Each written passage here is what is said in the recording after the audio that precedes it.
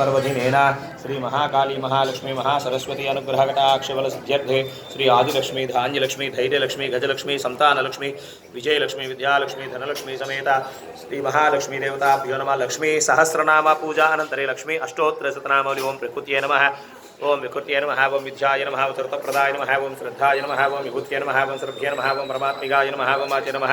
ओं पद्मालयाय नमः ओं पद्माय नमः ओं शुचे नमः ओं स्वाहाय नमः ओं स्वधा हरिवल्लभाय नमः ओं अशोकाय नमः ओं अमृताय नमः ओं दीप्ताय नमः ओं लोकशोकविनाशिन्ये नमः ओं धर्मनिलयाय नमः ओं करुणात्मिकाय नमः